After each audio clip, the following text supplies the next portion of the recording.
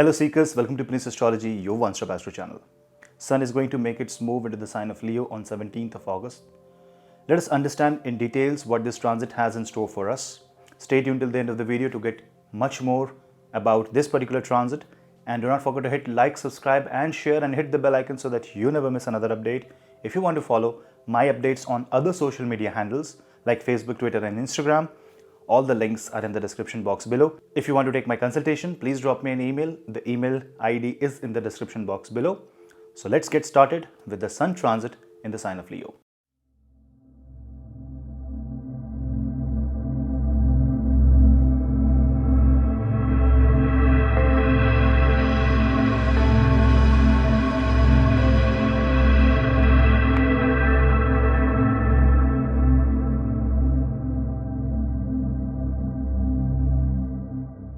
Sun will make a move on the sign of Leo on 17th of August.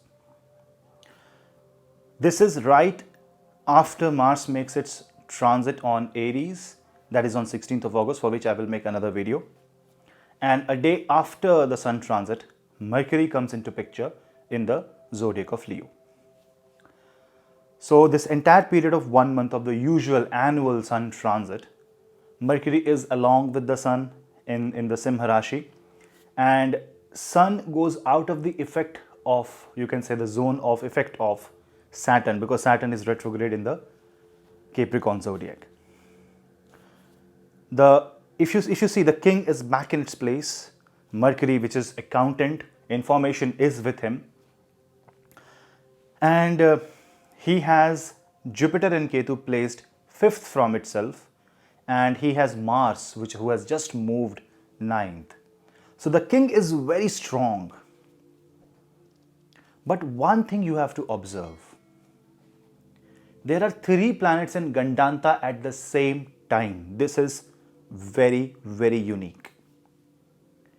When Sun will make its move from the Ashlesha Nakshatra to the Magha Nakshatra, from the sign of Cancer to the sign of Leo, he will be in the starting 3 degrees of the Magha Nakshatra, the Gandanta Pada. Just a day before, Mars has made a transit to the sign of Aries.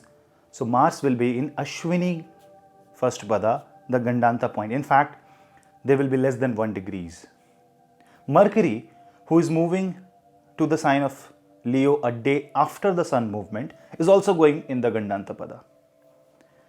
And we all know that Ketu in the sign of Sagittarius is already in the Mula's first Pada, which is the Gandanta Pada of Sagittarius and Pisces boundary. So you have 3 major positions, in fact 4 planets in Gandanta. Sun, Mercury, Mars and Ketu.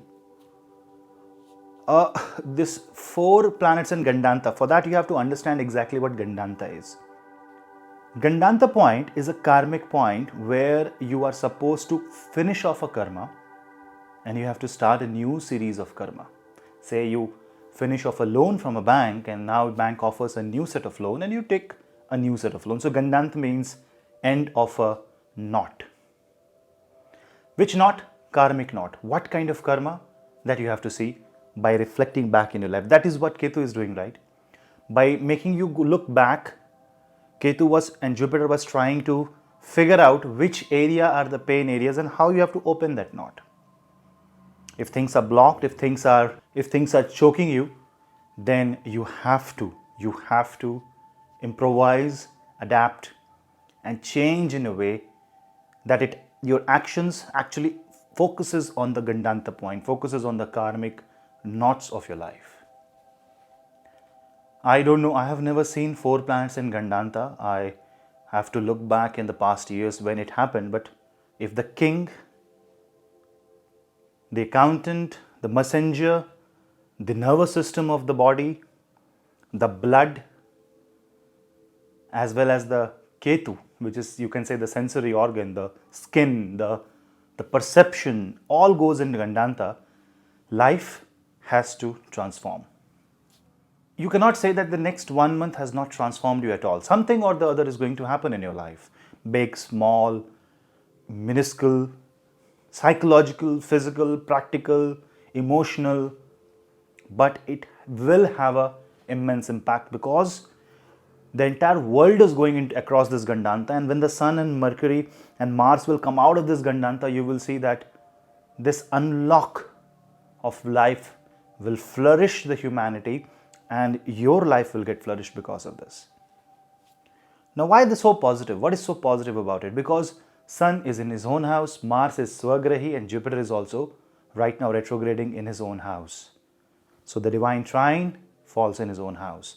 And what is the role of Sun? Sun is the king. Sun is the ruler. He has the complete command. Jupiter is retrograde, so the command is not that much. Mars has just moved, the command is not that much. But when the king enters the courtroom, the entire courtroom stands up. The king really don't need to go to a certain distance to make his presence. The king just enters, and the presence is felt all across the borders.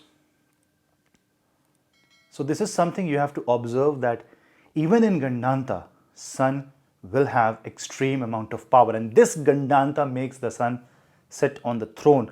That is why Magha Nakshatra is the throne of the king. And when the Sun goes into this nakshatra, it is like the king gains the power. In this time frame, if you chant the Suryavanshi Ram Raksha Stotra and seek blessings of Lord Ram, you will see that a lot of energy and enthusiasm will flow within you.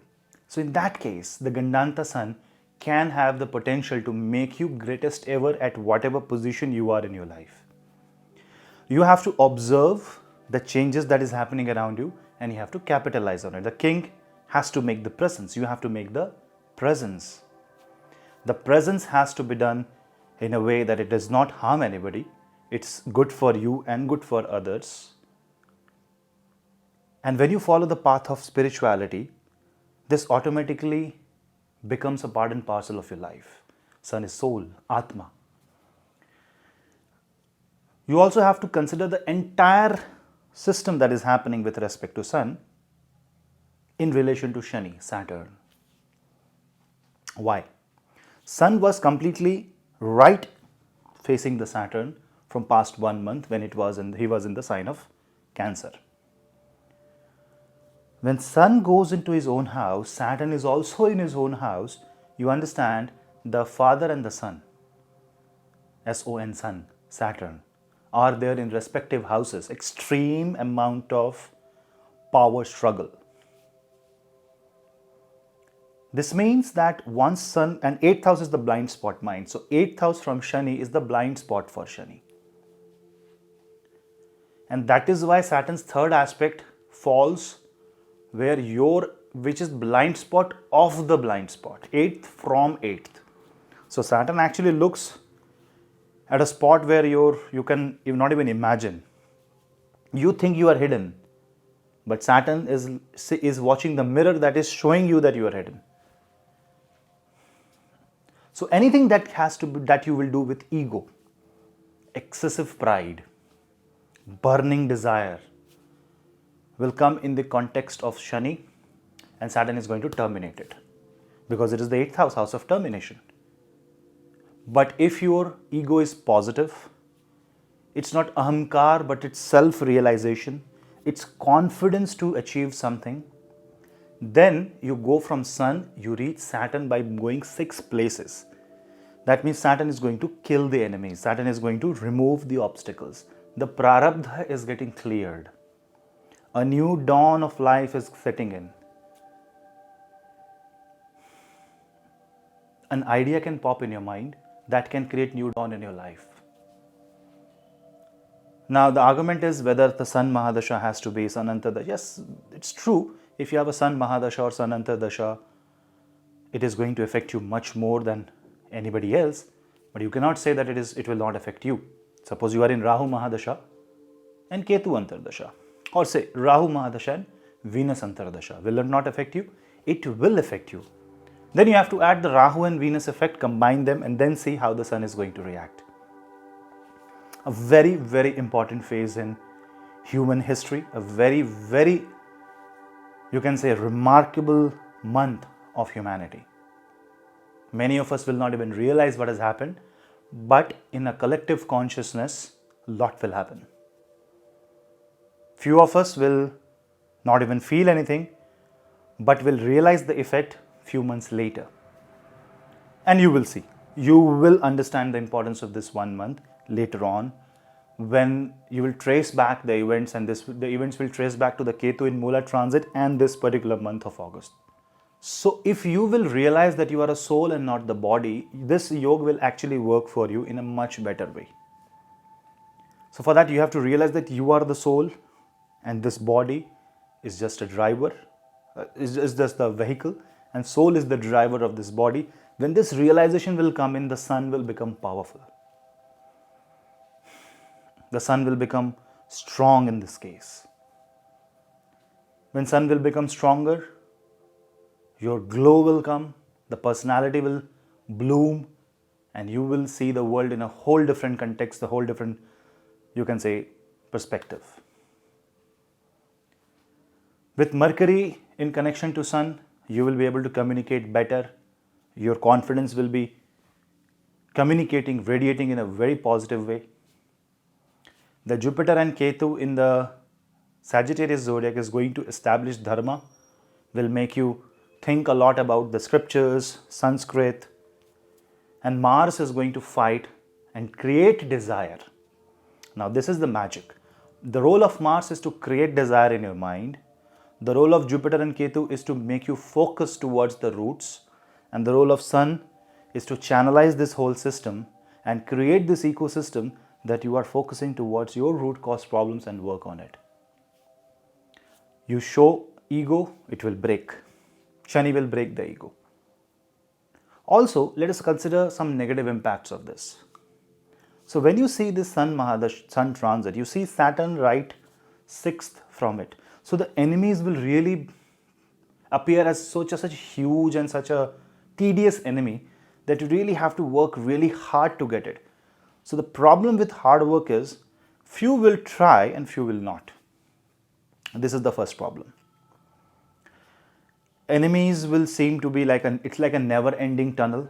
The life may, you may feel like that you are entering a never-ending tunnel, a tunnel of darkness, and there is no hope. And that may push your plans, create a setback in your life, and you will feel the transit was said to be absolutely good, but for me it is not good, because you did not understood the Gandanta. Gandanta is not easy, it's volatile. The time is not easy. Who said the time is easy? The time is bright. But in order to become bright, sun has to burn himself. So are you ready to burn yourself, burn your ego, burn the mad, matsar, ahankar, lobh, moh, greed, all these things? Are you ready to burn that? If you are ready to burn, then you will be able to start the wheel of positivity, start the wheel of dharma in your life. Then you see Rahu placed 11th from Sun, because Rahu is in Gemini.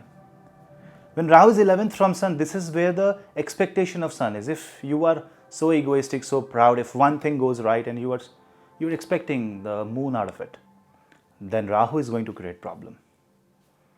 See, Rahu is in Gemini, Saturn is in Capricorn.